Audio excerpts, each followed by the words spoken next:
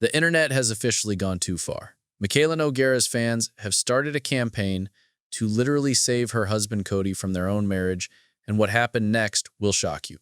We're talking about drunk housewarming parties, explosive responses, business failures, and TikTok literally labeling her content as fake. This mess runs deeper than anyone imagined, and by the end of this video, you'll understand why Mikayla's entire empire might be crumbling. Let's rewind to where this all began. Earlier this year, Mikayla made one of the most vulnerable admissions of her career. Her husband Cody, the man she'd built her picture-perfect life around, was spiraling into addiction so severely that she had to kick him out of their family home. This wasn't just a rough patch, this was rock bottom in real time, broadcasted to millions of followers who had watched their fairy tale romance unfold. Cody's struggle wasn't new.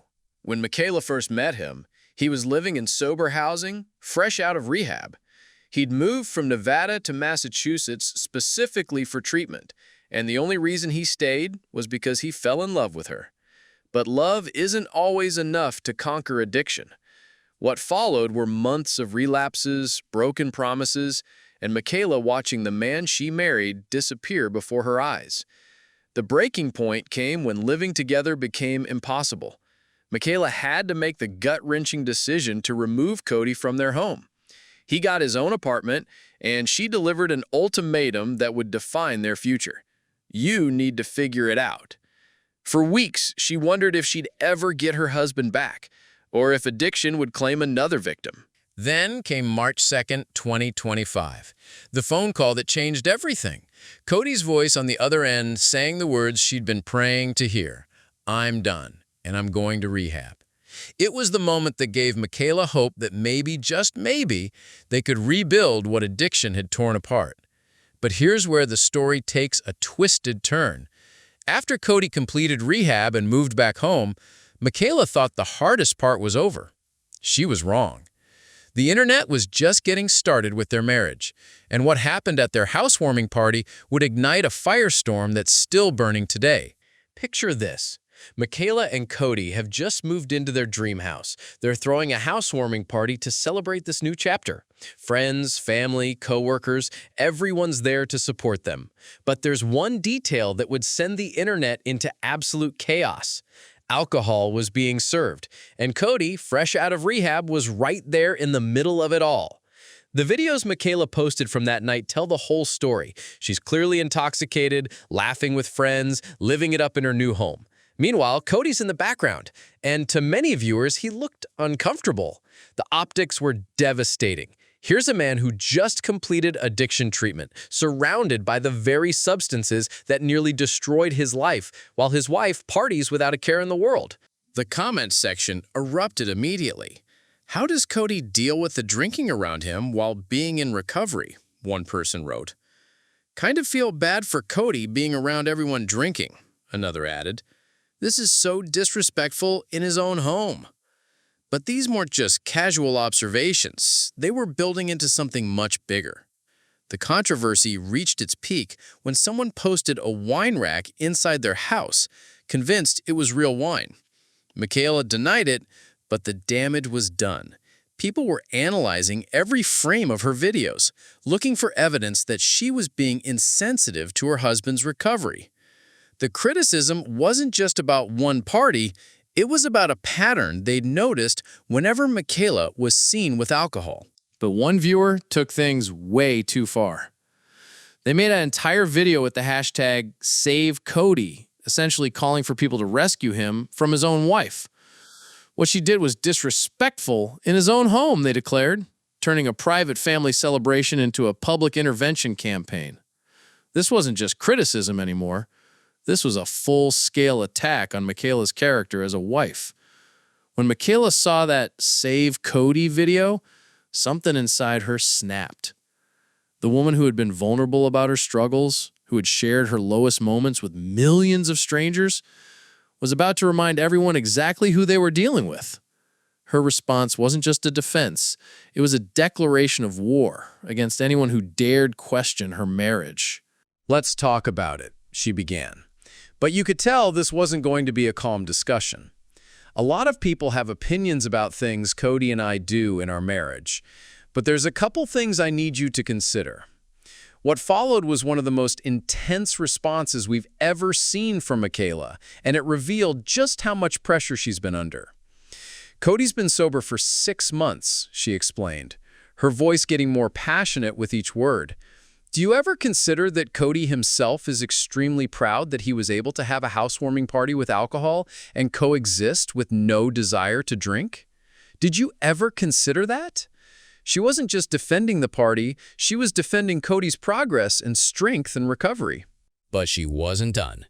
"You're not going to tell Cody what's too soon," she continued, making it clear that recovery timelines aren't decided by internet strangers. "Do you think I just do things without talking to my husband? Don't you think we had conversations weeks leading up to this party about what beverages would or would not be served?" The implication was clear. These weren't reckless decisions, but carefully planned choices made between two adults. Then came the part that really showed her frustration. "What's disrespectful is you assuming that I just surprised Cody and brought alcohol into the house without having a conversation with him. Are you serious?" She was calling out the narrative that she was some sort of insensitive wife who didn't care about her husband's sobriety. Michaela then shifted into defending her role as a partner. "That's because I'm a good wife," she declared. "I stood by Cody's side when he was at the worst, lowest moment of his life. I stayed, just like he has stayed for me."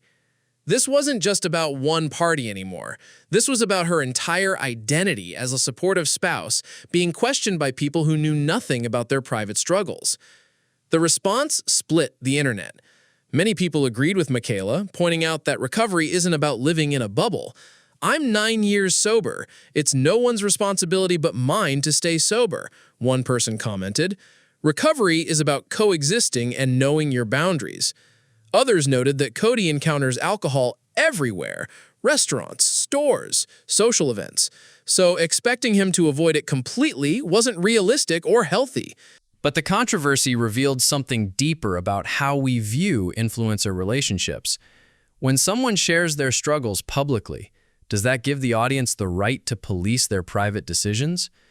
Michaela had been vulnerable about their journey, but now that vulnerability was being used against her. Speaking of complex influencer relationships, there's been one comparison that's followed Michaela throughout her career, and it recently came to an emotional head. People have long compared her to Jaclyn Hill, but not just because of their similar rises to fame. Both women have dealt with husbands struggling with addiction, both have faced intense scrutiny about their business practices, and both have been accused of prioritizing profit over authenticity. For years, Michaela had avoided meeting Jaclyn, despite their mutual support in comment sections. She finally explained why. "Her and I have essentially the same story, very similar stories in our personal life and relationships. I think I will cry if I meet her." The weight of that statement hits differently when you understand everything both women have endured in the public eye. When they finally met at an event, the moment was captured on camera. And it was everything Michaela predicted. She literally cried in Jaclyn's arms for what felt like forever. It was raw, emotional, and showed just how isolated these mega influencers can feel when dealing with personal struggles while maintaining public personas. But here's what makes the Jaclyn comparison truly concerning for Michaela's fans. Jaclyn built her empire through questionable business practices, her relationship with Morphe, constantly pushing affiliate codes, and refusing to properly disclose sponsorships. Sound familiar? Michaela's business moves have started following a eerily similar pattern, and her latest venture proves it. POV Beauty was supposed to be Michaela's redemption arc. After years of promoting other brands, she was finally creating something of her own. The launch was massive. The brand made over $1 million in 8 minutes, proving Michaela's influence was stronger than ever. But when POV expanded to Canada, the fairy tale turned into a nightmare that exposed some uncomfortable truths about her brand strategy. Canadian fans had been begging for access to POV Beauty, and when it finally launched north of the border, the excitement was palpable. Until they saw the prices. We're talking $54 for a moisturizer, $40 for a primer, $48 for a toner. These weren't the affordable prices Michaela had originally promised. This was luxury pricing for a brand that was supposed to be accessible. But the real shock came at checkout. The shipping costs were absolutely insane. Even when orders qualified for free shipping, customers were hit with duties and taxes ranging from $7 to $40, with most people paying between $20 and $30 extra. One person posted their receipt, $200 for a bundle, then $30 in duties. "Can I get a PR box instead?" they joked, but the frustration was real. The comment section turned into a disaster zone. "Girl, we can't afford the import fees," one person wrote. "Will it be going to Sephora?" asked another, clearly hoping for a retail option that would avoid the crazy shipping costs. The Canadian launch, which should have been a triumph, became a perfect example of how not to expand internationally. What's most telling is that, unlike previous POV launches, nothing sold out in Canada. Products are still sitting on the website weeks later, a first for a Michaela brand launch. It's a stark reminder that influence doesn't always translate to sales when the pricing doesn't match the promise. The Canada launch failure hints at a bigger problem with POV Beauty. It's positioned as premium skincare, but marketed as accessible beauty. Michaela built her following by being relatable, but her brand pricing suggests she's forgotten who her audience actually is. It's the Jaclyn Hill playbook: build trust through relatability, then cash in with luxury pricing. But the POV controversy pales in comparison to what TikTok just exposed about Michaela's content. For years, viewers have called her out for heavy filtering and editing, especially problematic since she reviews makeup. The glitches are obvious. Her face looks completely different from video to video, yet she's never admitted to using filters. Until TikTok made the admission for her. A few weeks ago, Michaela posted a routine getting ready video. Nothing seemed unusual about it, just another day in the life content. But when viewers opened the video, they saw something they'd never seen before. A label from TikTok stating the content contained AI-generated media. The platform had essentially called out Michaela for using artificial enhancement without disclosure. TikTok's policy is clear about this labeling. They automatically detect content that's completely generated or significantly edited with AI and require creators to disclose it. The fact that Michaela's video got this label means TikTok's algorithm detected significant AI modification. This wasn't a mistake or glitch. This was the platform protecting users from undisclosed artificial content. The implications are huge. Michaela reviews makeup products showing how they look on her face.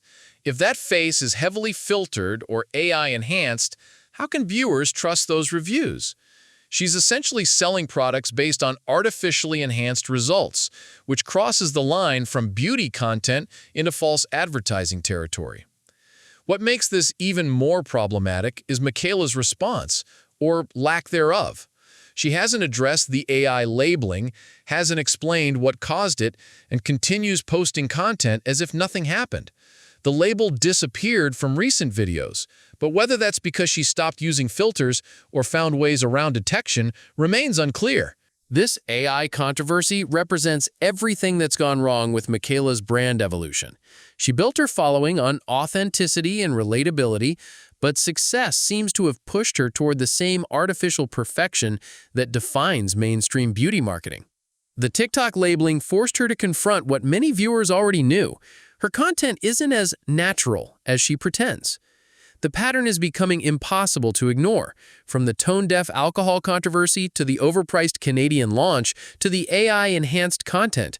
Michaela seems increasingly disconnected from the audience that made her famous. Each controversy reveals someone who's lost touch with her roots, prioritizing image and profit over the authenticity that originally set her apart. What's most concerning is how these issues compound. The marriage controversy showed someone defensive and unwilling to consider valid concerns. The business failures revealed pricing that doesn't match her relatable persona. The AI labeling exposed artificial enhancement she won't acknowledge. Together, they paint a picture of an influencer struggling with the responsibility that comes with her platform. The Save Cody campaign might have gone too far, but it originated from genuine concern about enabling behavior around addiction recovery.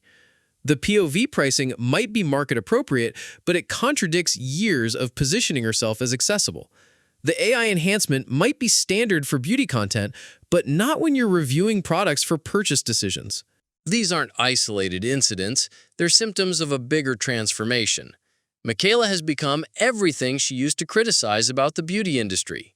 Disconnected from her audience, focused on profit over authenticity, and willing to use artificial enhancement to sell products. The girl who got famous for being real has become another filtered facade selling expensive products to people who can't afford them.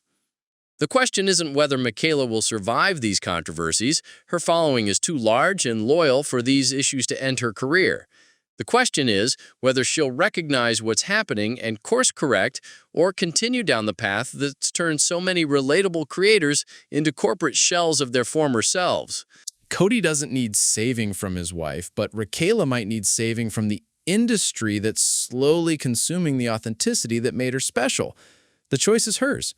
Remember who she was and why people followed her, or join the ranks of influencers who traded relatability for revenue and lost both their audience's trust and their own identity in the process.